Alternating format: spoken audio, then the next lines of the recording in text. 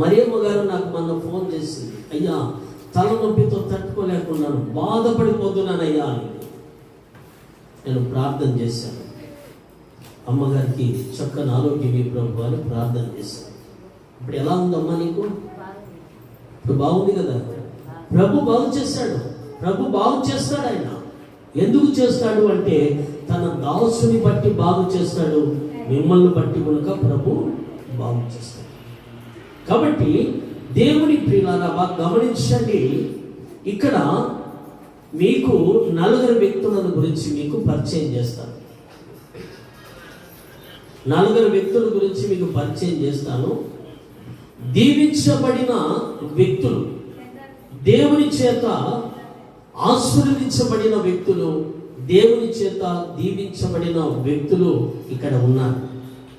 దేవుని మాట వినక, దేవుని దాసుని మాట వినక కనుక ఇక్కడ శపించబడిన వారు కనుక ఉన్నారు.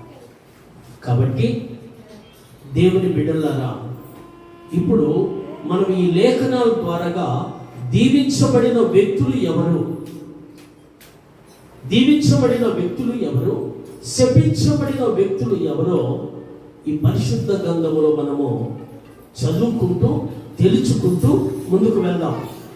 అంతే కదా, చదువుకోవాలి, తెలుసుకోవాలి, ముందుకు మనము వెళ్ళాలి. కాబట్టి మనం ఏమని నేర్చుకుంటాము? 20 నిమిషాలు ముద్దు, 40 నిమిషాలు హద్దు, గంట అయితే వద్దు. గంట అయితే వద్దు కదా, అంతసేపు కూర్చోవాలంటే మా వల్ల కాదు అనుకోవచ్చు. కాబట్టి నేను దాదాపు ఒక 35-40 నిమిషాల లోపలనే నా ప్రసంగాన్ని ముగించేస్తాను. మీరు శ్రద్ధగా విని దేవుని ద్వారాగా కృప పొందుకోండి. మనుషుల ద్వారాగా కృప రాదు, దేవుని ద్వారాగా మనకు కృప వస్తుంది, దేవుని ద్వారాగా ఆశీర్వాదం వస్తుంది, దేవుని ద్వారాగా మనము మహిమపరచబడతాం. మన ద్వారాగా మనం మహిమపరచబడలేము. మన ద్వారాగా దేవుడు మహిమపరచబడాలి, దేవుని ద్వారాగా మనము కనుక మహిమపరచబడాలి. ఎందుకు?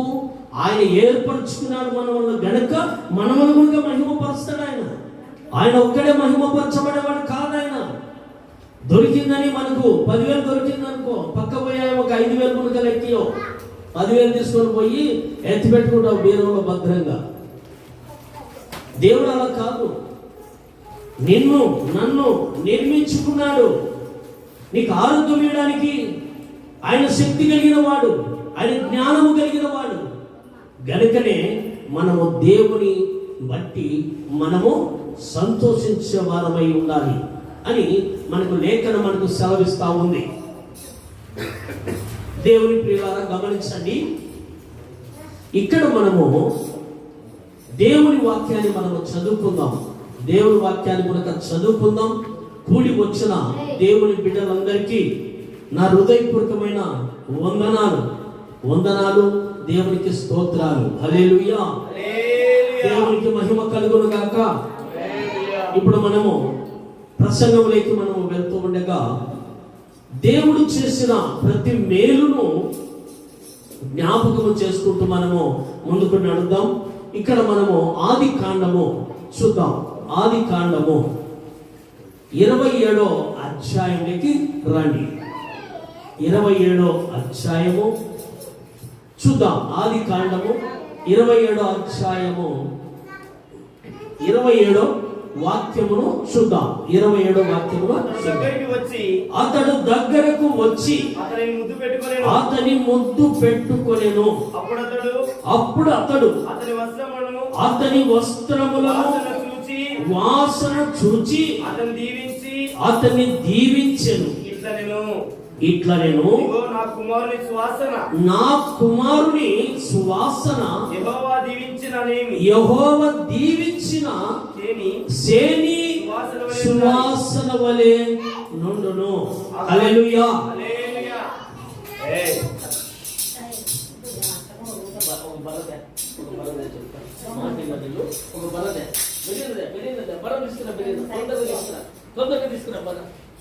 కూర్చోండి, సైలెంట్గా కూర్చోవాలి. వాక్యము చెప్పేటప్పుడు మీరు ఎవరన్నా కానీ అలా చేశారంటే బల పెట్టుకుని ఉంటా ఆ పైన ఉంది చింతవరం.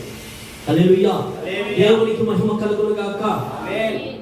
ఇక్కడ దేవుని వాక్యం మనకి ఏమని సెలవిస్తా ఉంది అని అంటే, అతడు దగ్గరకు వచ్చి అతని ముద్దు పెట్టుకొనెను. అప్పుడు అతడు అతని వస్త్రములను వాసన చూసి అతన్ని దీవించి ఇట్లనెను, ఇదిగో నా కుమారుని సువాసన యెహోవా దీవించిన సేని సువాసన వలె యుండును.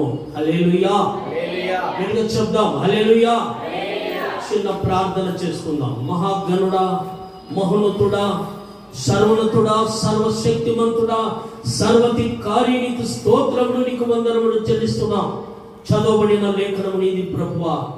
అల్పుడనైన నీ దాసులను, ఎందుకు పనికిరాని నన్ను పనికొచ్చే ఒక పాత్రగా వాడుకొని నీ దాసునిలో నుండి నీవే మాట్లాడి నీ బిడ్డను బలపరచమని యేసు నామములో ప్రార్థిస్తున్నాం కన్న తండ్రి, ఆమేన్. హల్లెలూయా. ఇక్కడ దేవుడు దీవించాడు. దీవించిన తర్వాత ఏ వాసన ఉంది? సేని సువాసన. సేని సువాసనగా దేవుడు దీవించాడు. మనుషులు నిన్ను దీవించామని చెప్పవచ్చు, దీవించిన ఆ దీవెన ఎంతో కాలము ఉండదు.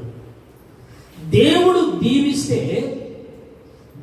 దీవిస్తే ఒక్క తరం వరకే ఉంటుందా? ఉండదు. అబ్రహామును దీవించాడు. అబ్రహాము తర్వాత ఇస్సాకును దీవించాడు. ఇస్సాకును తర్వాత యాకోబును దీవించాడు. అప్పటికి ఎన్ని తరాలైనాయి? 3 తరాలైనాయి. మనము దేవుని సన్నిధికి వచ్చిన మనము దేవుని దీవెనలు పొందుకోవాలి, దేవుని ఆశీర్వాదాలు పొందుకోవాలి. మందిరానికి వచ్చాము పోయినామనేది ఉండకూడదు.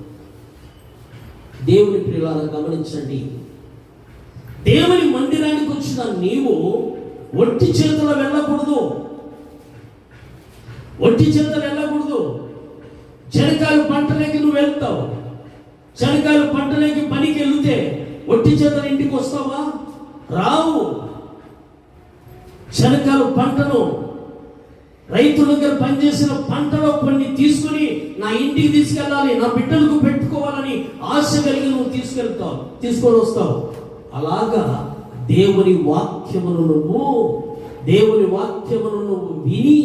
నువ్వు విని తీసుకొని నీ ఇంటికి వెళ్ళాలి. నువ్వు అప్పుడే నీ కుటుంబంలో ఉన్న నీ భార్య కావచ్చు, నీ పిల్లలు కావచ్చు, లేదా నీ భర్త కావచ్చు, నీ పిల్లలు కావచ్చు, దీవించబడతారు. చప్పట్లు కొడుతూ ఇక్కడ మనకు యాకోబు కనపడుతున్నాడు. ఈయన ఆశీర్వదించబడడానికి కారణము తల్లి. ఆశీర్వదించబడడానికి కారణము తల్లి. తండ్రేమో ఏశావును దీవించాలని కోరుకున్నాడు. గమనించండి, తల్లి అయితే యాకోబును దీవించాలని తల్లి కోరుకుంది గనుకనే ఇస్సాకు చనిపోయే ముందుగా ఆయన అన్నాడు, నేను చనిపోబోతున్నాను, ఎప్పుడు నా మరణము నా దగ్గరికి వస్తుందో నాకు తెలియదు, నువ్వు వెళ్ళి వేటాడి మాంసం తీసుకొని వచ్చి రుచిగల భోజనం నాకు తీసుకొచ్చి పెట్టు, అది తిని నిన్ను దీవిస్తానని చెప్పాడు. దేవుని ప్రియులారా గమనించండి, ఎప్పుడైతే ఆ మాట చెప్పాడో, ఆ మాట చెప్తూ ఉండగా ఎవరు విన్నారు? ఇస్సాకు భార్య విన్నది.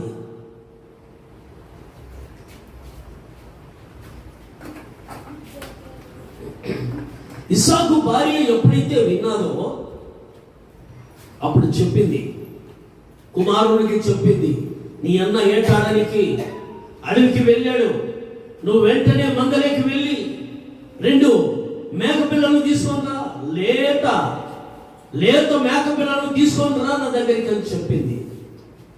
అప్పుడు అన్నాడు, అమ్మా నేను ఆ విధంగా చేస్తే నా మీదికి శాపము తప్ప దీవెన రాదు కదా అన్నాడు. అయినప్పటికీ అమ్మ ఏం చేసింది, ఆ శాపం ఏదో నా మీదకి వస్తుంది, నువ్వు వెళ్ళు అని చెప్పి 2 మేక పిల్లలు తెప్పించి, యాకోబేమో నున్నటి వాడు, ఇస్సాకేమో రోమము కలిగిన వాడు, ఎంటిగా రోమము కలిగిన వాడు, మరి యాకోబేమో నున్నటి వాడు. అందుకు తల్లి చేసిన పని ఎలా ఉందో చూడండి. 2 కొడుకులే, తల్లికి పుట్టిన 2 కొడుకులే. 2 కొడుకులలో ఒక కొడుకునేమో ద్వేషించింది, ఒక కొడుకునే ప్రేమించింది. దేవుని బిడ్డలమైన మనం అలా ఉండకూడదు. దేవుని బిడ్డలమైన మనం అలా ఉండకూడదు. ఆ కాలంలో ఆ విధంగా చేసింది కనుకనే ఈరోజు పరిశుద్ధ గ్రంథాన్ని దేవుడు రాయించాడు. ఇక్కడ యాకోబు అంటున్నాడు, నా మీదికి శాపము తప్ప దీవెన రాదు అని చెప్పినప్పుడు నువ్వు వెళ్ళి తీసుకురా అంటేనే తీసుకొని వచ్చాడు. తీసుకొని వచ్చిన తర్వాత భోజనం సిద్ధపరిచింది. ఆ మేకల పిల్లలు తోళ్ళు తీసేసి ఆ చర్మము 2 చేతులకు తొడిగేసింది, మెడకు కప్పేసింది. ఎందుకంటే భర్త సంగతి భార్యకి తెలుసు. ఏ రుచిగల భోజనం పెడితే భర్త భార్యను ప్రేమిస్తాడో చమిత్కీరంగా ఉంటారు ఆడోళ్ళు. ఉంటారా ఉండరా? మా ఆయనకి ఈరోజు మాంసం అంటే ఇష్టము. ఒక గలాసు పోసి మాంసం దగ్గర పెట్టామంటే తిని పండుకుంటాడు. నేను నా ఇష్టానుసారం కొద్ది సినిమాకైనా తిరగచ్చు, ఎక్కడికైనా తిరగచ్చు అని ఆలోచన కలిగిన వారు చాలా మంది లేకపోలేరు. భర్తకు తాగుడు మరిపి భార్యలు పక్కదారిలో తిరిగే వాళ్ళు చాలా మంది లేకపోలేరు. దేవుని ప్రియులారా గమనించండి, ఎప్పుడైతే ఇస్సాకుతో ఆ మాట చెప్పి ఆ చేతులకు చర్మము చుట్టి మెడకు చర్మముతో కప్పి భోజనం సిద్ధపరిచి తన భర్త దగ్గరికి పంపించింది. అయితే ఇస్సాకు అక్కడ కనుక్కున్నప్పటికీ ఏమన్నాడు, గొంతు చూస్తే యాకోబు గొంతులాగా ఉందే అన్నాడు. నీకు అలాగనే నీ కొడుకుతో మాట్లాడుతూ నీకు అలాగనే ఉంటుందిలే అని చెప్పాడు. అని తడివి చూశాడు, చేతులు చూస్తే ఏశావు చేతులు. మెడ మీద చూశాడు, మెడ మీద చేయి పెట్టి చూస్తే మెడ మీద ఎంటిగా రోమము కలిగిన వాడుగా ఉన్నట్లుగా చూశాడు. వస్త్రాలు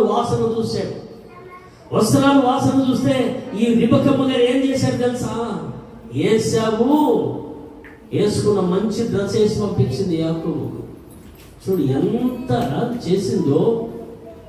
ఇస్సాకుకేమో కళ్ళు కనపడలేదు, వృద్ధాప్యంలో ఉన్నాడు, చూపు మందమైపోయింది. చూపు మందగించిన దానిని బట్టి ఏం చేశాడు అని అంటే, అక్కడికి వెళ్ళి భోజనం పెట్టి తండ్రికి పెట్టిన తర్వాత నన్ను ముద్దు పెట్టుకో అన్నాడు ఇస్సాకు. అనగానే ఈయన ఏం చేశాడు తెలుసా? యాకోబు ముద్దు పెట్టుకున్నాడు. అప్పుడు చేయి పెడితే మెడ మీద చేయి పెడితే కనుక్కోవచ్చు అనుకొని ఇస్సాకు చూశాడు. మెడ మీద ఏం చేసింది? చర్మముతో కప్పేసింది. అందుకు ఇస్సాకు కనుక్కోలేకపోయాడు. యాకోబును దీవించేశాడు. యాకోబుని ఎప్పుడైతే దీవించాడో, యాకోబును దీవించిన దీవెన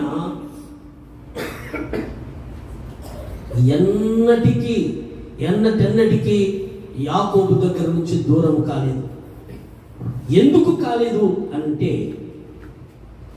ఇస్సాకు దీవించబడ్డాడు.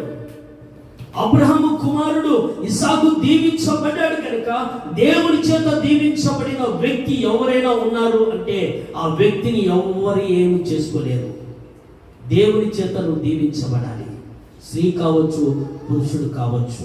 దేవునికి ఇష్టకరంగా నువ్వు నడుచుకొని దేవుని ద్వారా నువ్వు దీవించబడ్డావంటే ఆ దీవెన నీ తరతరాలకు నీ తరతరాలకు నీ బిడ్డలు నీ కొడుకులు తరాలుగా దేవుడు దీవెనలతో నింపుతాడు. చప్పట్లు కొడుతూ ప్రభునామని మహిమపడతాం. హల్లెలూయా, హల్లెలూయా. దేవునికి మహిమ కలుగును గాక. హల్లెలూయా. మరొక మాట ఇక్కడ చూద్దాం. మరొక మాట ఆదికాండము 17వ అధ్యాయంలోకి రండి. ఒక బర్ర తెచ్చిన అక్కడ పెట్టండి. ఇక్కడ బర్ర తెచ్చి పెడితేనే ఈ చిన్న బిడ్డలు మాట వింటారు, లేకుంటే మాట విన్నారు. 17వ అధ్యాయము చూద్దాం. 17. ఒక వ్యక్తి దీవించబడ్డాడు. రెండో వ్యక్తి గురించి కనుక మనము నేర్చుకోబోతున్నాము. ఆదికాండము 17వ అధ్యాయము 1వ వాక్యము చదువుదాం. అబ్రహాము 99 ఏళ్ల వాడైనప్పుడు యెహోవా అతనికి ప్రత్యక్షమై, నేను సర్వశక్తి గల దేవుడను, నా సన్నిధిలో నిందారహితుడవై ఉండుము. హల్లెలూయా. ఇక్కడ ఎలాగ ఉండమని చెప్తున్నాడు అంటే, అబ్రహామును దేవుడు పిలిచాడు. అబ్రహామును పిలిచి ఏమంటున్నాడు అంటే, అబ్రహమా, నా సన్నిధిలో నువ్వు నిందారహితుడవై ఉండాలి. మనము దేవుని సన్నిధికి వస్తాము, సరిగా దేవుని మాటలు కనుక వినలేము. దేవుని సన్నిధికి వస్తున్నాము కానీ మన ప్రవర్తన మార్చుకుంటున్నామా? మార్చుకోలేదు. మన ప్రవర్తన మార్చుకుంటున్నామా? పోనీ దేవుని దాసుడు ఈ టయానికి రావాలి, ఈ విధంగా రావాలని చెప్తే దేవుని దాసుని మాట వింటున్నారా? వినకపోతే దీవెనలు ఎలా వస్తాయి? దేవుని దాసుని మాటనే వినకపోతే ఇంకా దేవుడు మిమ్మల్ని ఏమి దీవిస్తాడు? దేవుని దాసుడు నీకు చెప్పిన టైము, నీతో మాట్లాడిన టైము, అది దేవుని దాసుడు మాట్లాడిన మాట కాదు, దేవుడు మాట్లాడినాడు. ఆ మాట జాగ్రత్తగా గమనించండి. దేవుని బిడ్డలారా బాగా గమనించండి. నా వైపు చూస్తూ నేను చెప్తున్న మాటలు నావి కాదు, ఇవి నా దేవుని మాటలు. శ్రద్ధగా మీరు విని ఆ ప్రకారంగా నడుచుకుంటే మీరు మీ కుటుంబాలు దీవించబడతారు. ఇక్కడ అబ్రహామును దేవుడు పిలిచాడు. ఏమని పిలిచాడు? అబ్రహాంకు అక్కడ ఎంతుంది పేరు? ఏముంది? 3 అక్షరాలే ఉన్నాయి. అబ్రహాము 99 ఏళ్ల వాడైనప్పుడు యెహోవా అతనికి ప్రత్యక్షమై, నేను సర్వశక్తి గల దేవుడను, నా సన్నిధిలో నడుచుచు నిందారహితుడవై ఉండుము. ఎక్కడికి నడచమన్నాడు? ఆయన సన్నిధికి నడచమన్నాడు. ఆయన సన్నిధి అంటే ఆయన మందిరం. ఇది ఆయన మందిరంలో నువ్వు ఎలా ఉండాలంటే నిందారహితుడవై ఉండాలంట. అక్కడ చెప్పింది అబ్రహాములయ్యా, మాకేమి సంబంధం ఏమి లేదులే, మేము స్త్రీలం కదా అనుకుంటారా? కాదు, ఈ మాట అందరికీ వర్తిస్తుంది. ఈ వాక్యంలోనే మీరు ఇంటికి పోయి చదివితే మీకు అర్థమవుతుంది. శారమ్మ గారు ఉన్నారు ఇక్కడ. శారమ్మ గారు ఉన్న విశ్వాసులకు తల్లి దేవుడు ఆ విధంగా దీవించాడు. అలాంటి దీవెనలు పొందుకోవాలి. మందిరానికి వచ్చాము, పోయినాము కాదు, మాకేదో ప్రార్థన చేశాడు అయ్యారు, మాకు బాగా అయింది, అది కాదు ముఖ్యము. ముందు నీ బ్రతుకు మారాలి, నీ మనసు మారాలి. ముందు నువ్వు మారాలి. నువ్వు మారి ఇతరులకు నువ్వు ఏ విధంగా ఉండాలి? మాదిరిగా ఉండాలి. మాదిరిగా లేకపోతే ప్రయోజనం అనేది ఉండదు. దేవుని ప్రియులారా గమనించండి. అబ్రహాము పోయి పరలోక రాజ్యములో ఉంటే, మరి దరిద్రుడిగా బతికిన లాజరు పోయి అబ్రహాము రొమ్మను కూర్చున్నాడంట. ధనవంతుడు ఎలా బ్రతికాడు? బెంజి కార్లలో తిరిగి తెల్లటి వస్త్రాలు కట్టుకుని తిరిగితే కాదు, హృదయం తెల్లగా ఉండాలంటాడు దేవుడు. నీ హృదయం తెల్లగా ఉండాలి. నీ హృదయం తెల్లగా లేకోకుండా పైన వస్త్రాలు తెల్లగా ఉన్న ప్రయోజనము లేదు. నీకు ప్రయోజనం ఉండాలి అని అంటే వస్త్రాలు తెలుపు ఉండడము కాదు, నీ హృదయము తెలుపు ఉండాలి. నీ హృదయము తెలుపు అంటే దేవునికి చాలా ఇష్టం. తెలుపు అంటే దేవునికి చాలా ఇష్టం. ఈ మాట నేను ఎప్పుడైతే విన్నానో నా బ్రతుకును మార్చుకోవడమే కాదు, నా శరీరం మీద కూడా నా వస్త్రాలు మార్చుకోవాలనుకున్నాను. ఎప్పుడు? సేవకునిగా ఉన్నప్పుడు కాదు, విశ్వాసిగా ఉన్నప్పుడే నేను మంచి వైట్ డ్రెస్ కుట్టించుకొని దేవుని చౌకంలో ఆ విధంగా కనపడేవాడిని. దేవుని పరిచర్య చేసేవాడిని. పరిచర్య కంటే ఒక్కరు రావడం లేదు. పరిచర్య నేను 14 సంవత్సరాలు 450 మంది మీరు విసారించుకొని పోయి కొండాపురం విసారించుకోండి. శేఖరు పెద్దోళ్ళు అయితే శేఖర్ పాస్టర్ చెప్పండి, అక్కడ చెప్తారు వాళ్ళు. ఏ విధంగా పరిచర్య చేశానంటే దేవునికి ఇష్టకరంగా పరిచర్య చేశాను. నేను బాత్రూములు కడిగా. నేను ఈరోజు సేవకుడిగా మీకు వాక్యం చెప్తున్నానంటే నేను కాదు చెప్తున్నది, నా దేవుడు నన్ను చెప్పిస్తున్నాడు.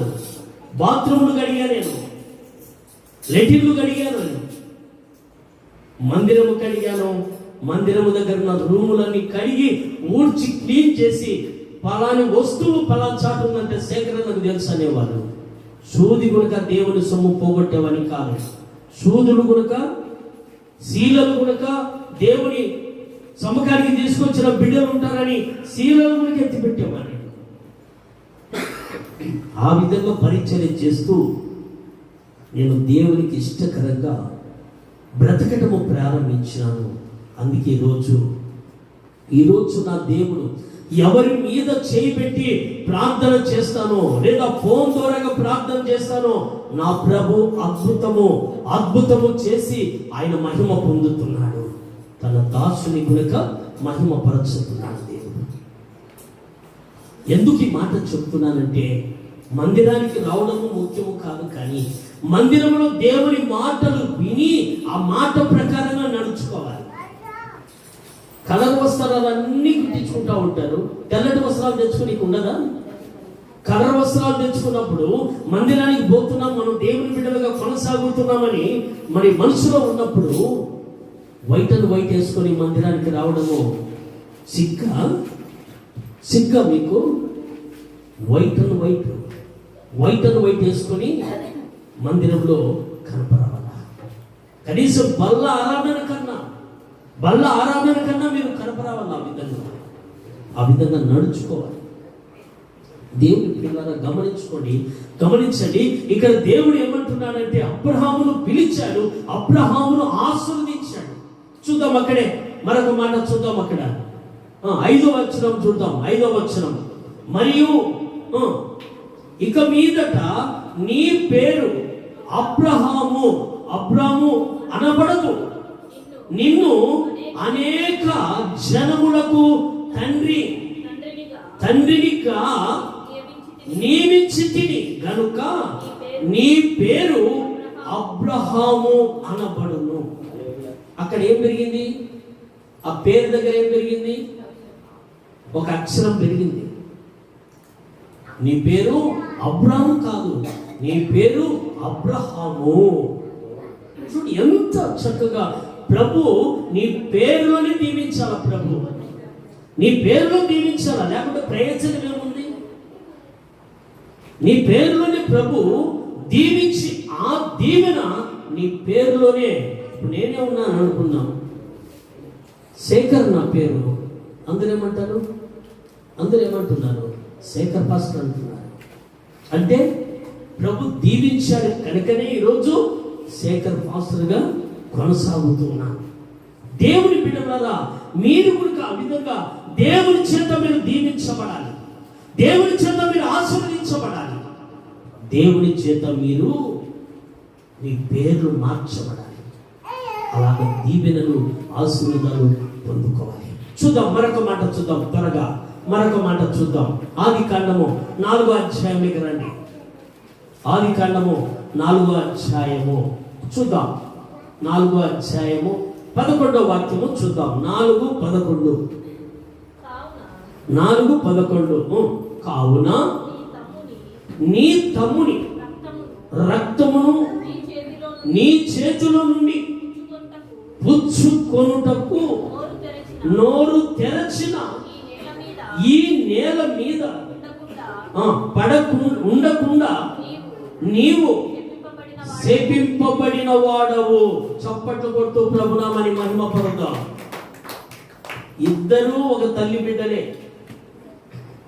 ఈ కయ్యూను హేబేలు, బాగా వినండి, కయ్యూను హేబేలు ఇద్దరు ఒక తల్లి బిడ్డలే. ఇద్దరు ప్రభు దీవించాడు. దీవించి ఒకరికేమో ఫలం ఇచ్చాడు. ఫలము సేద్యపరచువాడు ఒకడు. ఎవరు? కయ్యూను. పెద్దవాడు ఫలము సేద్యపరచువాడు.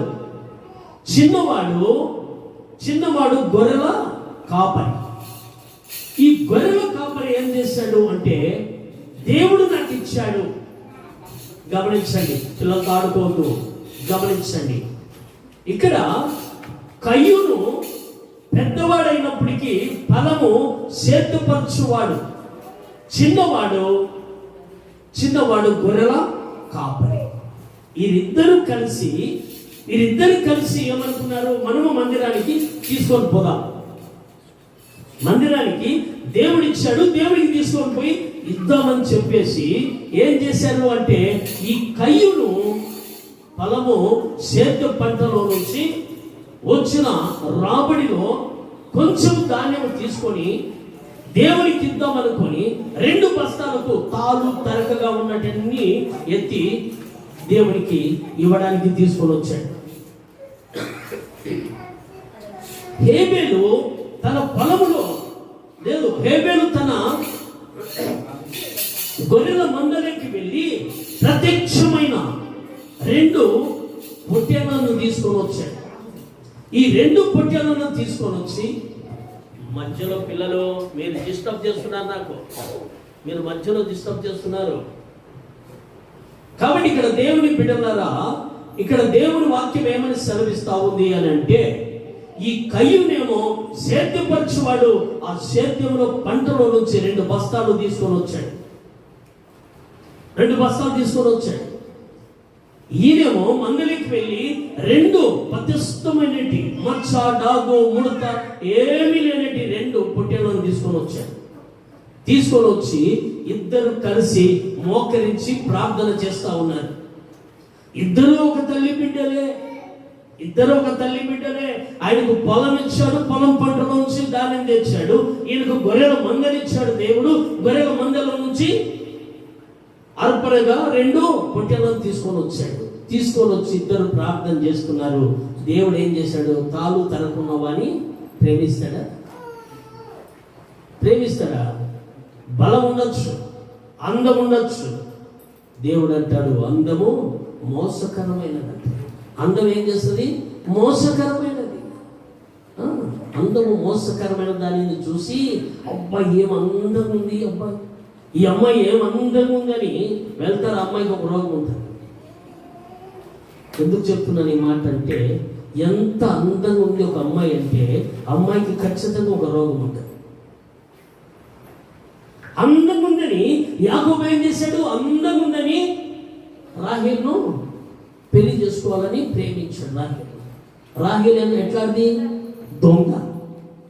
రాహేలు దొంగ. పరిశుద్ధ గ్రంథం చెప్తుంది, నేను చెప్పడం కాదు. రాహేలు అందంగా ఉందని యాకోబు ప్రేమించాడు. యాకోబు ప్రేమించిన అమ్మాయి ఎలాంటిది? దొంగ.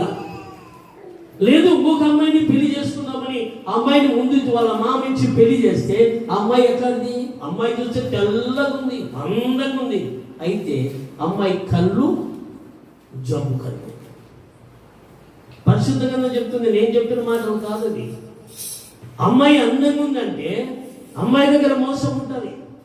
ఈ అమ్మాయి అందంగా ఉందని నీకు ఫోన్ చేసి నీతో మాట్లాడిందంటే, ఈ అందముగా ఉన్న అమ్మాయి అంతకుముందు ఎంతమందితో ఫోన్ చేసి మాట్లాడింటారో అది తెలియదు ఈ అమ్మాయికి. అది తెలియక అమ్మాయి తెల్లగా అందంగా బాగుంది, నాకే ఫోన్ చేసి ఫస్ట్ నేనే అమ్మాయితో మాట్లాడాలని అనుకుంటా అంటాడు. ఏరోడు అనుకుంటా ఉంటాడు. అప్పటికి అమ్మాయితో 2-3 ఫోన్లు చేసి మాట్లాడుంటారు. పురుషులైనా అంతే. పురుషుడు కూడా అలాంటి వాళ్ళే. అందంగా ఉంటాడు, వాడు బలంగా ఉంటాడు, కండలు ఉన్నాయని చెప్పేసి వారి పెళ్లి చేసుకుంటుంది మోసపోయి.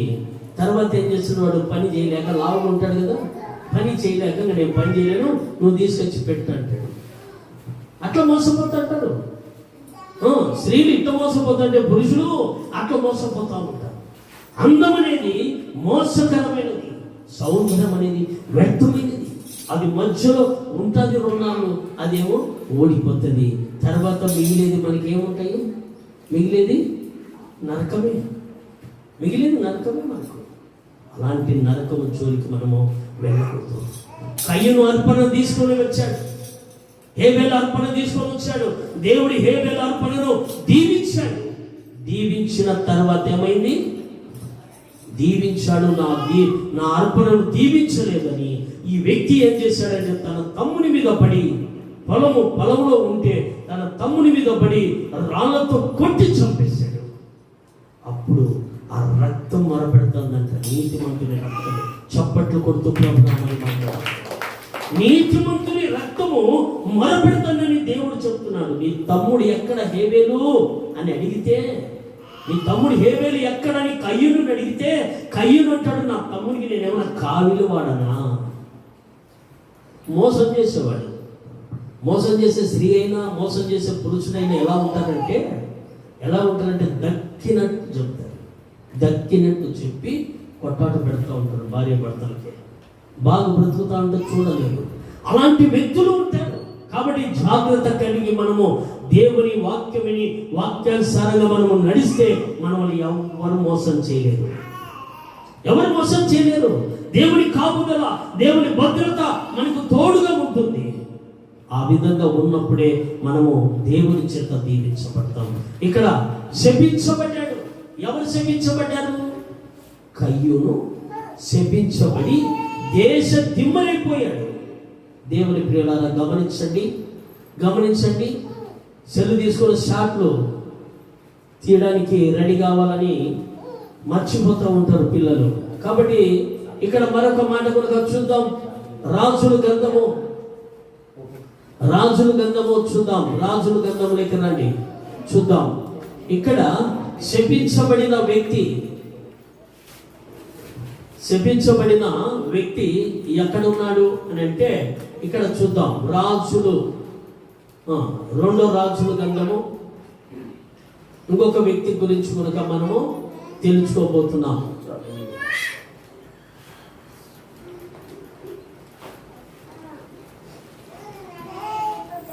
రెండో రాజుల గ్రంథము 5వ అధ్యాయంలోకి రండి.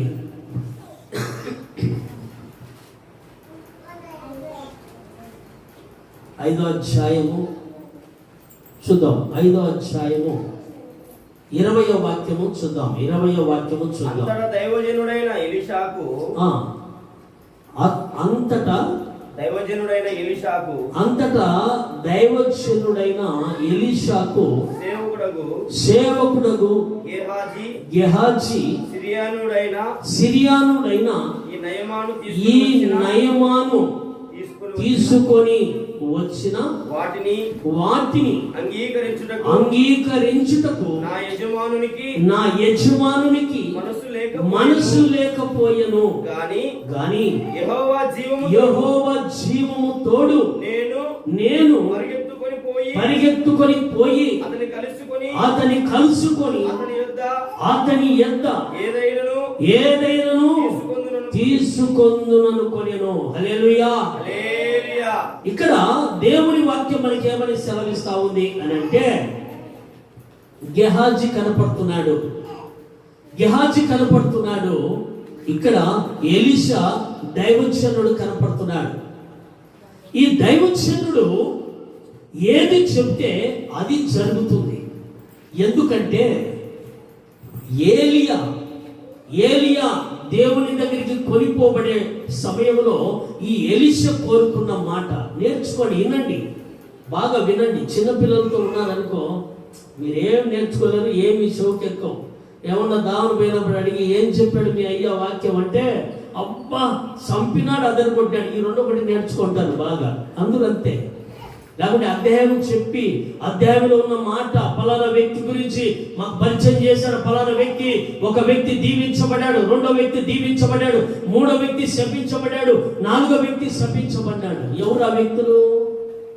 ఒకరేమో యాకోబు అని చెప్పాలి, రెండో వాడు అబ్రహాం అని చెప్పాలి, మూడో వాడు శపించబడిన వాడు ఎవరు? కయ్యూను అని చెప్పాలి, నాలుగో వాడు ఎవరని చెప్పాలి? గెహాజీ. ఈ నలుగురులో ఇద్దరు శపించబడిన వారిని గురించి చెప్పాడు మా అయ్యగారు. ఇద్దరు ఆశీర్వదించబడిన వారి గురించి చెప్పాడు.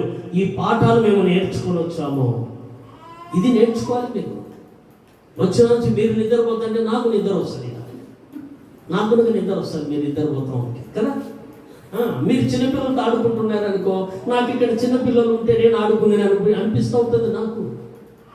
దేవుని ప్రియులారా గమనించండి, ఏ పంట ఎత్తుతామో ఆ పంట కోస్తాం.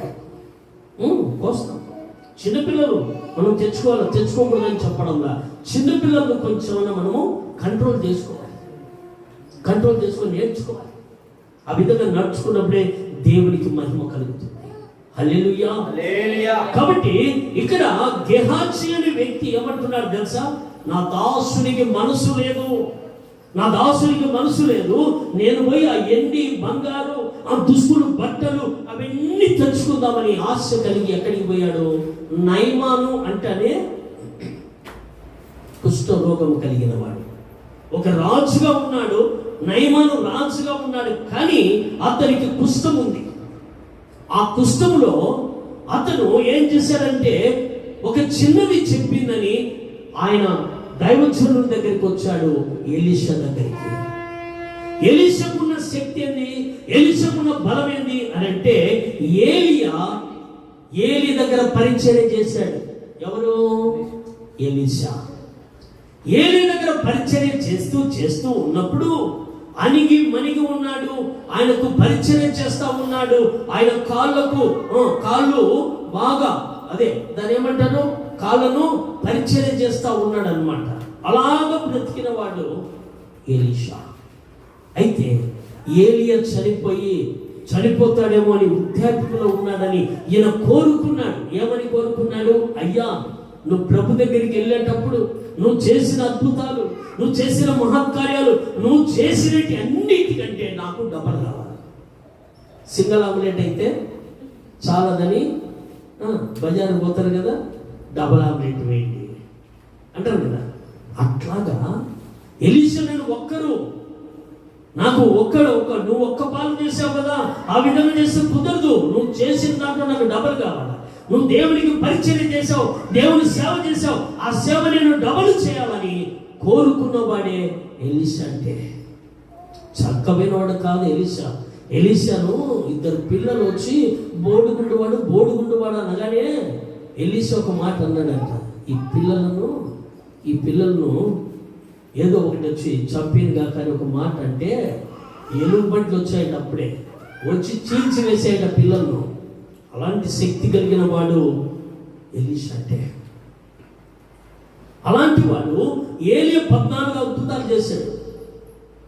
ఎలీషా ఎన్ని అద్భుతాలు చేయాలగా చెప్పండి? ఎన్ని అద్భుతాలు చేయాలా?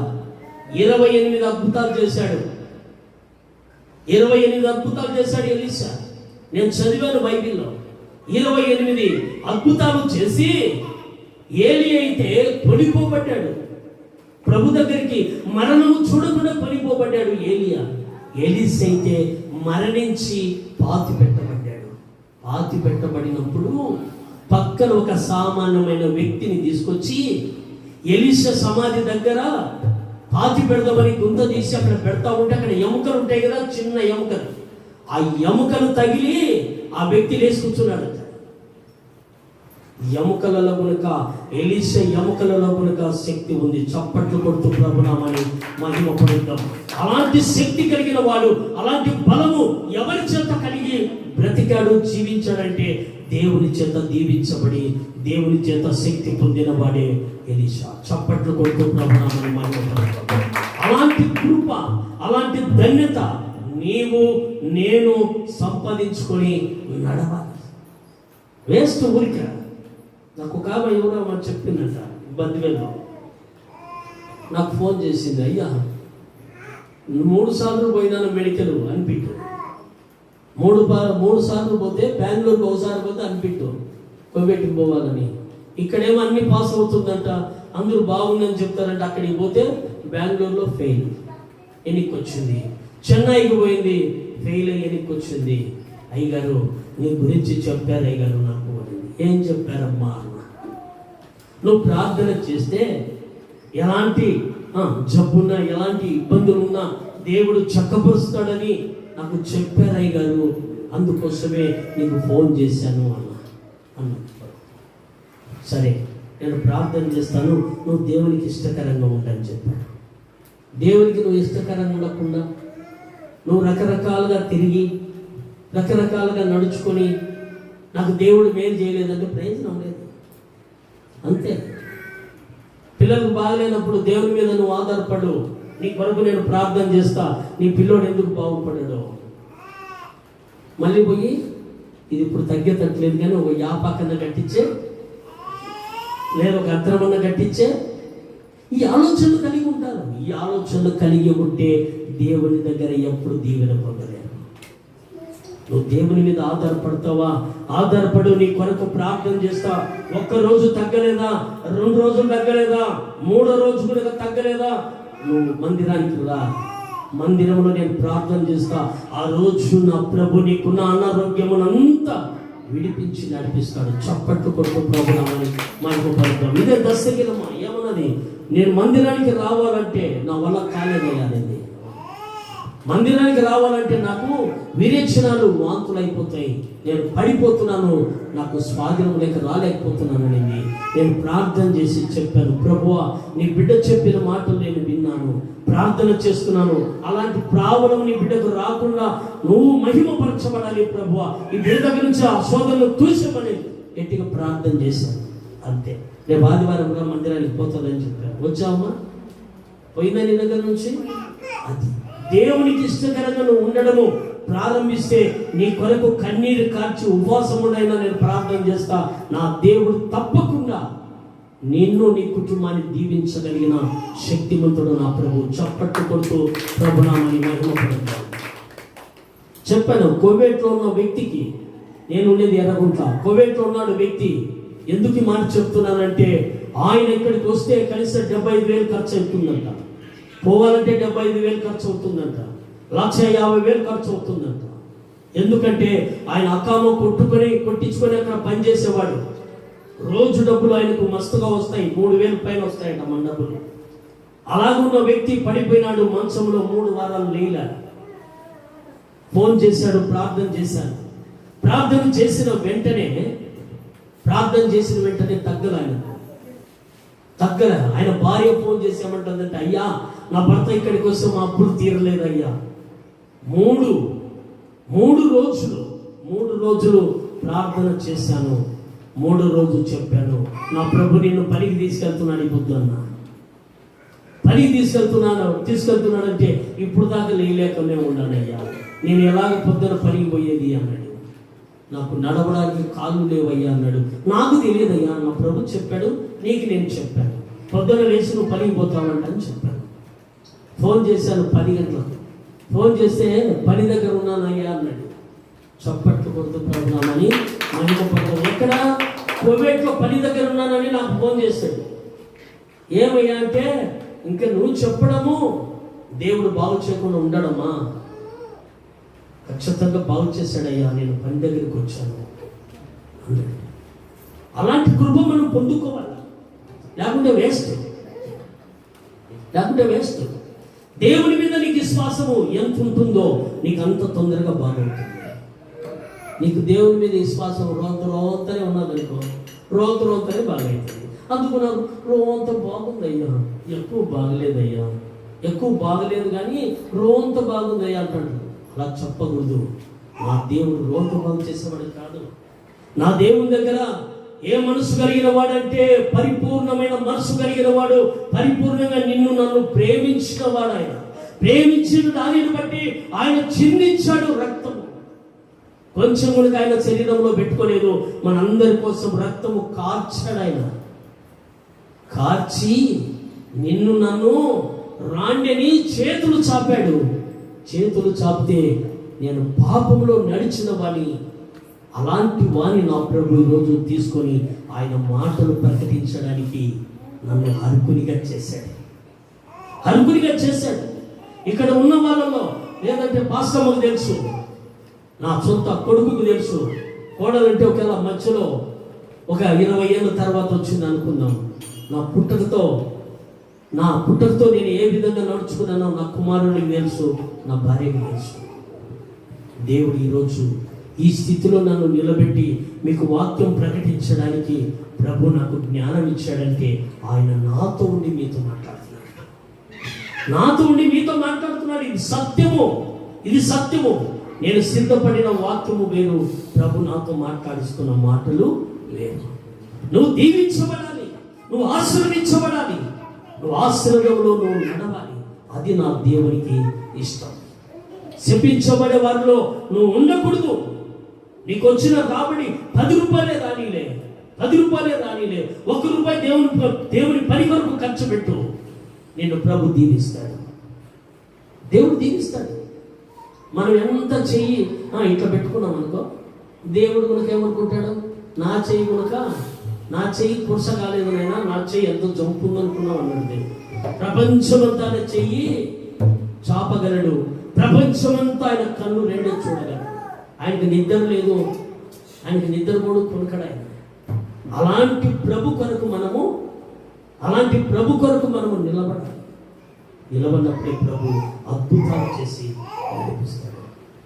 దేవుని ప్రియులారా గమనించండి, చక్కగా మనము దేవుని చేత మనం దీవించబడాలి, దేవుని చేత మీరు ఆశీర్వదించబడాలి. మీరిచ్చే సొమ్ము నాకేమి నా బతుకు తెరువు కోసం నేను అడగలేదు. దేవుని మందిరము కట్టాలి. ఇక్కడ వద్దనే లోపలే మనకు స్థలం కావాలా, ఇక్కడ వద్దనే లోపల అక్కడ మందిరము రెడీ కావాలని ప్రభుని అడుగుతున్నాను. ప్రభు ద్వారాన్ని తెరుస్తాడు, తప్పకుండా నడిపిస్తాడు. మీరు మీ కుటుంబాలు దీవించబడాలి, ఆశీర్వదించబడాలి. అలాంటి దీవెనలు, ఆశీర్వాదాలు నా ప్రభు మెండుగా మీకు, మీ కుటుంబానికి ఇచ్చును గాక. ఆమేన్. దేవుడి మాటలు దీవించి ఆశీర్వదించును గాక. ఆమేన్.